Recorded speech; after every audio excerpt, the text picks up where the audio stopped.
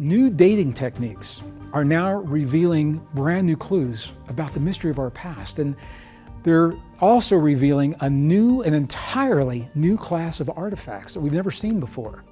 They're called OOPArts, which stands for out-of-place artifacts. So I want to talk to you about out-of-place artifacts. What are they? What do they mean? And what do they say to us about our past? The idea is that when we look into the earth, the deeper we go into the earth's crust, the older the rock layers become. It makes perfect sense. So the newer layers are on top, the older layers are at the bottom. And the reason that this is important is because scientists use this principle to help determine the age of artifacts. When they find an artifact deep in the earth, in a layer of coal, for example, the thinking is that the artifact had to be in place when that coal was being developed. In the case of coal, that means hundreds of thousands of years ago. So this is important. It was in the 1800s when technology brought us to the point where we could actually drill into the earth. And it was through the drill bits that were coming up in the coal seams of the Carolinas and Virginia here in America and in Russia and other parts of the world. All of a sudden, in these coal seams, the researchers began finding, and the engineers began finding, artifacts that simply should not be existing in those coal seams. They're called out-of-place artifacts because they don't fit the traditional timeline for what should have been happening in that layer of earth at the time. So I'm just going to share with you a sampling of these because we could do an entire program based only on out-of-place artifacts. But the point is, they begin to tell us a story. So let's look at some of the confirmed examples of out-of-place artifacts. And again, this is only a sampling of the discoveries that are being made. The first one I want to talk about, to me, is one of the most profound. It's called the Antikythera Machine. It was actually discovered by divers off the shore of Crete in 1901. In 1901, the divers were looking for other kinds of artifacts, and they found this encrusted conglomerate of something they had never seen before. Now, bear in mind, this is 1901. This is the turn of 2 centuries ago. Not last century, but the century before. And when they brought this artifact to the surface, what they saw encrusted in the shells and in the sediment that was there were a series of gears, very sophisticated gears, in a way that had never been seen before. Well, they took this artifact, they preserved it, they couldn't explain it. And it wasn't until X-rays became a little bit more sophisticated that the X-rays were able to actually penetrate this sediment and revealed inside something even more profound, really sophisticated variable gears that interlock with one another in a way that had never been seen in the world before. The interesting thing is that the artifact was dated to about 80 BCE, before Common Era, which means it's over 2,000 years old. So the question is, over 2,000 years ago, number one, who had the technology to make this kind of gear? Number two, who had the technology to take these gears and apply them in a machine that is now being suspected as an astronomical device to help calculate the movements of stars and planets in the heaven in a way that we didn't see until the 20th century, later in the 20th century. So this is an example of an out-of-place artifact. But there are others. Now I'm going to go from some of the most recent, backward in geologic time, just to give you a sense of what scientists are dealing with. Because remember, science is telling us through that pyramid of thinking that we saw in an earlier episode, that civilization's only 5,000 years old. That's the problem when we start finding things like this. What you're looking at on your screen right now is a clay human figure that was found in Nampa, Idaho. It was discovered by drilling a well, it was a water well, 300 feet deep, and that 300 feet placed the drill into the geologic strata that we call the Pleistocene. So this is the Pleistocene age. That is about 1.2 million years before present.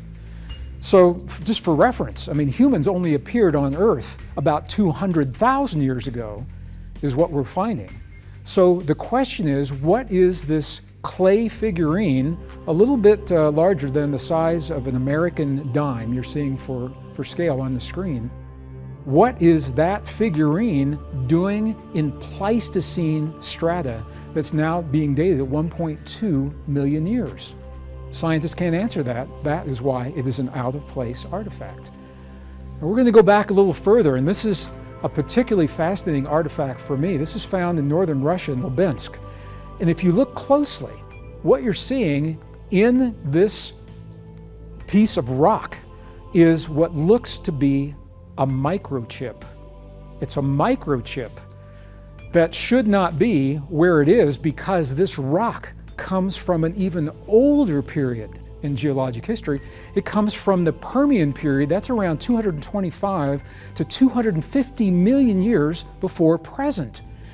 This cannot be hoaxed, because this chip is actually embedded in the strata, and the strata was made 225 to 250 million years ago. How does this happen? What is it telling us about our past? This is one of the great mysteries that researchers are struggling with right now. But it goes even further. I live in northern New Mexico, and it was in New Mexico in 1987 that a researcher found what you're seeing on the screen right now, and it is just what it looks like. It is a human footprint. And it's not just a piece of a human footprint. This is a fully formed, very well developed human footprint.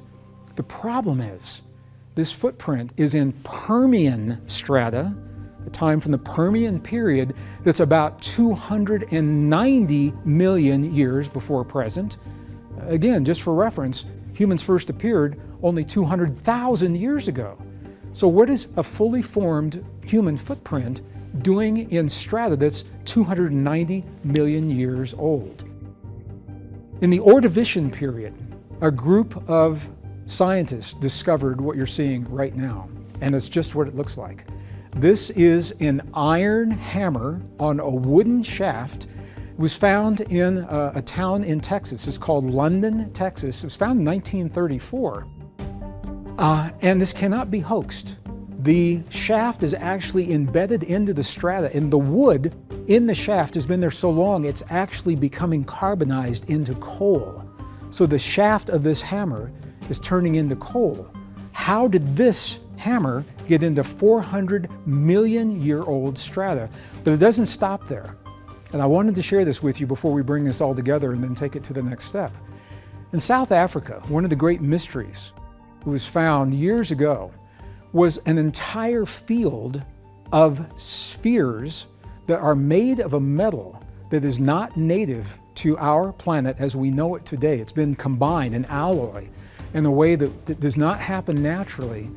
But the thing is, the spheres are all machined. They have machined grooves around them. Some of them are very large. They're feet in diameter. Some of them are only a few centimeters or inches in diameter. You're seeing some on the screen right now. But here's the thing.